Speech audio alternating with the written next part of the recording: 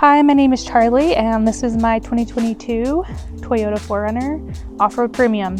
Not stock in any way. Comparatively to some of the vehicles in the Denver, Colorado area, you could argue that I'm not very built. I am what you call a sleeper build. It doesn't look very built until you get right up next to it and you start noticing things that aren't stock. But no, I'm not stock guy. Okay, as you can tell, I haven't upgraded my bumper yet because that's not my priority at the moment.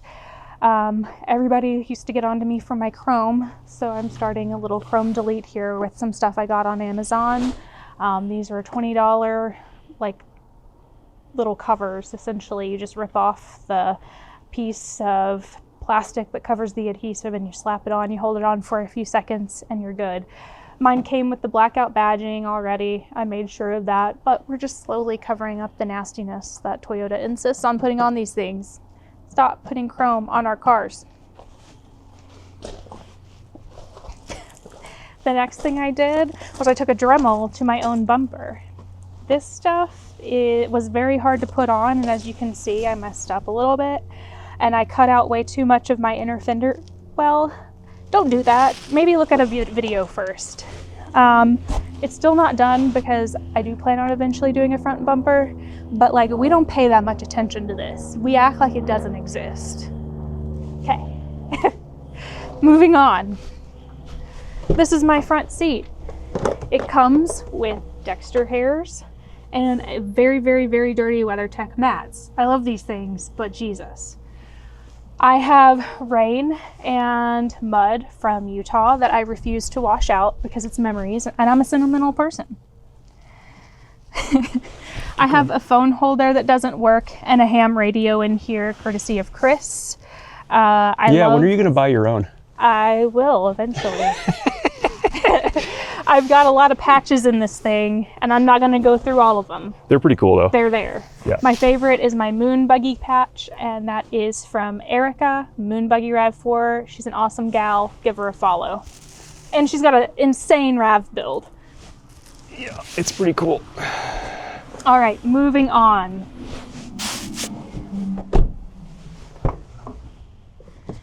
In this drawer, I keep soap.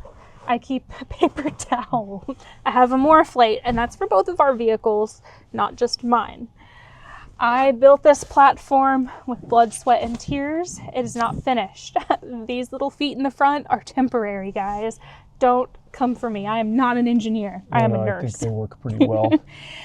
I've got several little different housing options. If I were to ever get a spare battery, which I will, it'll go up underneath this piece. I've got my leveling blocks, tripods, and a whole bunch of other stuff that we'll go over on the next side. This rug was from Target, and it is Velcroed on. So and how much did that rug cost? Like $50 or something like that. $550. Yes. This is the rug we went to pick up when the guy rear-ended me. Oh my so God, if you add my insurance deductible, this is a $550 rug. If you get rid of that thing, I will come for you. I won't. Up underneath, I just have a lot of storage. We can take a look at that as we swing to the back. This, of course, Very important. I do put brands that I have on here, and the Van Life Outfitters, I do feel like I need to explain this one because It's not a van. It's not a van, but it kind of is. I have this Prinsu ladder, which I like, and eventually I'm going to get the CBI skids that go up underneath. Let's open her up. So, not a van, but I have sound deadening, closed cell foam, Thinsulate. This is somewhere in here. I had to take it out to let this dry because we had a mishap in Utah that I will not be talking about because it's still too soon. This little guy is a ramp. Dexter is an 8-year-old German Shepherd. He's got sore joints, so this just comes down and it makes a nice little ramp for him. He hates it. Sometimes he still jumps in my vehicle. I've got the ARB twin right here. This thing is awesome. It airs up my 33s very, very quickly. We take everything off my car, put it on Chris's car, and it airs up his tires in like a few minutes. Yeah, the reason we have the one in the box is because they're very expensive, and we can literally take the whole box with the Morphlate. Both of us can move it from the hood of her car to the hood of my car and air up both cars really, really quickly, and it works out very well. Yep, and we've even used it to air up our buddy. So whenever he comes out and visits us for that big once-a-year trip that we take together, typically he tries to rent a Jeep. So we will just take it car to car to car, and it has never given us any issues. Yeah, I think with no cool down, we've been able to air up 3 vehicles from like very low PSI to highway. I'd say about 20 minutes, the whole process. Well, of moving. Yeah, and that's what I mean, like each, the whole start process. to finish on each car is very, very short. Yeah, it's been great. And it just depends on how low we are too. Yeah. Now, obviously at altitude, 8,000 feet and above, it chugs, it cycles a lot because the air is thinner. That makes sense. But this thing, I love. Out of anything in the vehicle, I think that's been the one thing that we have used the absolute most. Now, this platform is going to have a drawer system. I have the slides. This is going to be one big drawer that comes out. But as of right now, we're just using it as makeshift storage. This has several different configurations. I've got a kennel that goes in here whenever I'm taking Dexter. And then this comes out, but in the wintertime, I put my memory foam mattress in here, my skeleton that used to hang and sway on trails. He's taking a nap. He's had a very rough life. Yeah, we can't, he looks like he's in an inspection chair. Like, what doctor is he visiting? That's messed up. These little guys here is what I use to tie Dexter's thing down with. I got them on Amazon, and they are very, very handy. You just like put it through and ratchet down instead of like a normal ratchet strap, I guess. I love those things. For someone like me, makes it nice. I have lighting in here, so if I want to turn on this, it like changes colors and everything. And I usually plug it into like my Jackery or our EcoFlow, and then it's awesome. Dexter looks like he's in a disco whenever he's in there with that stuff on. I haven't done anything back here. I eventually want to get the rigged tire ultra swing with the little drop down table, because eventually I would like to have a fridge in here, and it would be nice to have a swing out with my spare on it and then a table that we can cook on. That's the dream. But as of right now, we're saving for it. My spare is up underneath my vehicle like every other 4Runner. I do have this little piece of shit, and it's just gonna stay on. Piece of crap, it's gonna stay on. Now, as you can see over here, we've got some stick out. So I made the mistake when I first got this thing. Every single time I was going around my vehicle, I would bang my head right here. Don't do that if you have these. Let's put this thing down and we'll go to the other side. So I have a Sherpa rack on top of this vehicle. It's really great. I had some issues going from Arkansas to here. I think the extreme temperature and humidity change messed with these little rubber feet that are up underneath. She's had a lot of issues with these rubber feet. But once I really, like when I moved here and that happened, I racked it down like crazy. And I think with the weight of this tent, I've never had issues since. So I complained about it for a while, but I truly think like it was going from humid Arkansas summers of like 100+ degree weather to here in Colorado where it's extremely dry. It gets extremely cold and extremely hot. So I think that had something to do with it. I got the Sherpa window mount, and I've got their MaxTrax mounts for it. My yellow MaxTrax, yellow is my favorite color. So the color scheme of my vehicle is yellow and like gray. I refuse to say black and yellow. Yellow and gray. It's a happy color. I love these things. Thank God we haven't had to use them much, but they're there if we need them. I have Dobinson, the nitro charged suspension on, and I just had True Automotive replace my springs, so those little teal guys in there. Let's see if I can get a shot. Oh yeah, there we go. I have got the heavy duty springs, because not only do I have this heavy tent up top, whenever we're on trips, I'm carrying a lot of gear for both of us, and I need any kind of help with weight that I can get. This is a 2.5-inch lift. I've got a 1-inch diff drop in the front to help that out also. Please ignore this dirt. I'm a freak and I put my, I rinse it though, like don't worry, don't come for me. I've got a little trash can, my razor. Okay, these camp shoes are the bomb. I love them. I'm wearing the Tiva version, I guess, today, but I love these things. You can tell they have all kinds of stuff on them. I wear them to death. I've got an umbrella. My FSR, like extra stuff is up underneath there. And a lot of times what I do is I shove shoes in this little tunnel and up underneath there. So when we're on trips, I can just grab what I need.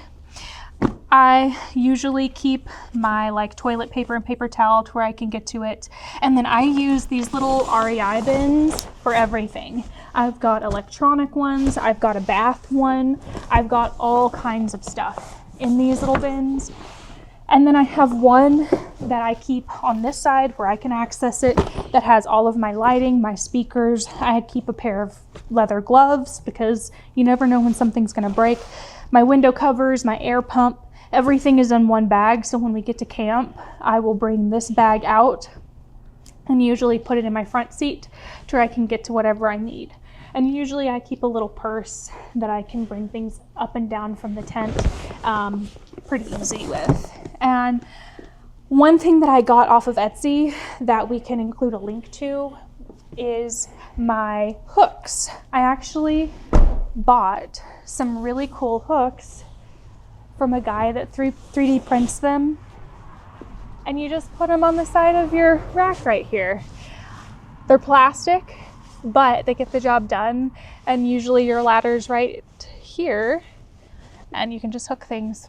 They're great. I mean, it's a simple concept, but they've been great so far. They've held up. They haven't broken.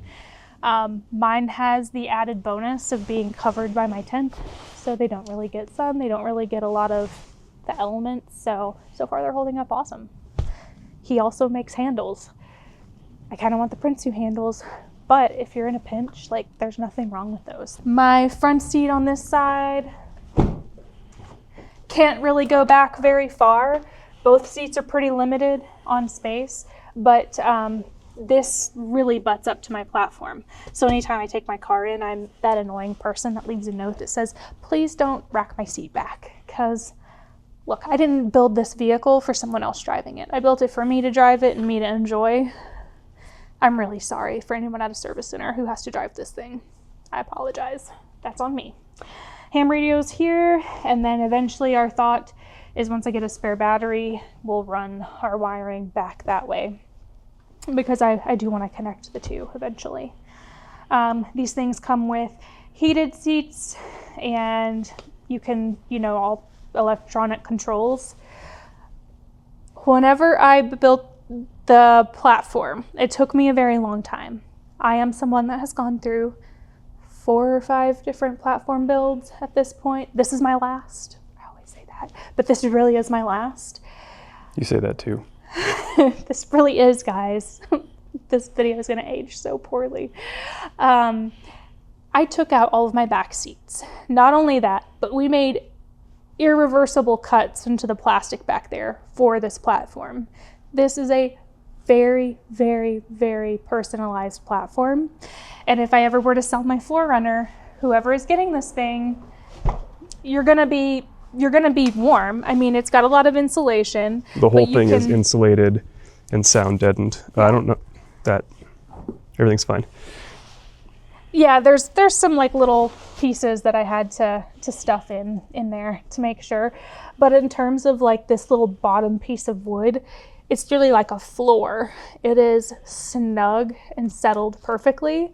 So it will never ever have back seats in here, ever. That's just never gonna happen. And that's a choice I made. I don't have kids. I have a German Shepherd who is my kid. So he's fine running in a kennel strapped down in the back. And I did that because God forbid if I were to get in an accident, if I were to roll over or anything happen, it is proven that dogs on kennels are more likely to survive than dogs who are just loose in the vehicle. So that's why I do that. You want the kennel to be pretty snug so that they can still stand up and kind of turn around, but 3 points are touching when they lay down. Fun fact. My inspired Overland tent's over there. It's going to be for sale. If you know anyone in the Denver area that wants an inspired Overland tent, let me know. Okay. Anything else you want to cover? No. Okay. Great tour. Up next, in a week or two, we'll compare the FSR Evo V2 XL to my iCamper SkyCamp Mini 3.0. There is a clear winner. One is superior to the other. Mine. I like mine a lot more.